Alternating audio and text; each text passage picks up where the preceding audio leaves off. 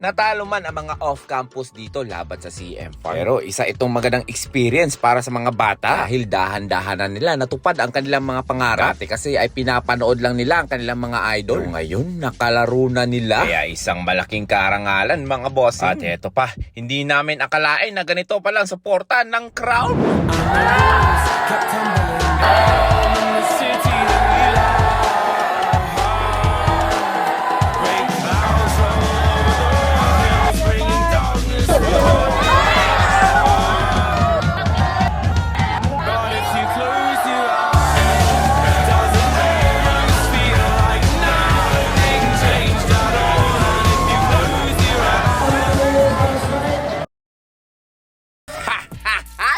Yes, sir! Grabe masasabi ko, punong-puno na naman ang arena! Alala lang mga boss, hindi ito liga. Exhibition game pala ito at kanaya ni Kong Uyu Uy. Sabi nga ang pasabog dito ni Jinmar Bragay sa taon na to. Naglalaruan lang naman ang mga bata.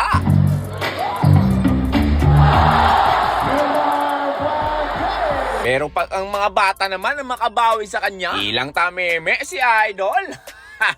Ano sobrang dami nga ng tao kagabi. Grabe, nakakapagod. Actually, ngayon lang nga bumalik yung boses ko. Pati ako nadala sa mga crowd dahil napakasaya ng kanilang laban. Natambakan man dito ang mga off-campus, pero okay lang yan. Isang malaking karangalan to para sa mga bata. Para naman magdagdagan ang kanilang experience at ma-apply nila soon. O, diba? Kaya maraming salamat mga kuya. At syempre, papasalamatan ko lang yung mga taong nasa likod ditong kasiyahan na to. Maraming salamat po pala kay Kapitan Kimboy Angoy. Ganon din kay Gov Tyrone Uy, Kevin Tan, at sa minamahal nating birthday celebrant na si Kong Uyu Uy. At big shout out din sa aking Lodi na kapitan na walang iba kundi si Cap Mark Cayetano. Ganon din sa mga staff at sa mga tumulong i-control yung crowd. Maraming salamat po sa inyo mga boss madam. But wait, at mamaya gagawa ko ng vlog para dito sa laban na to.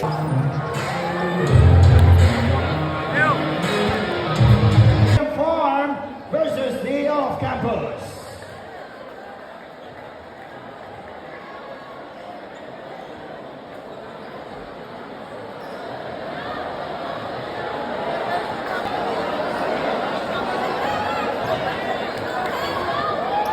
This video is brought to you by DMG Printing Services, Ellery Water Refilling Station, Mark Anthony Construction Supply, Double Sneaker House, D-Pad Design Build Supply, Anthony Motor Parts, Ria's Native Lechon, Daniel's Pest Control Services, Renilo Container Van Trading, Papa G,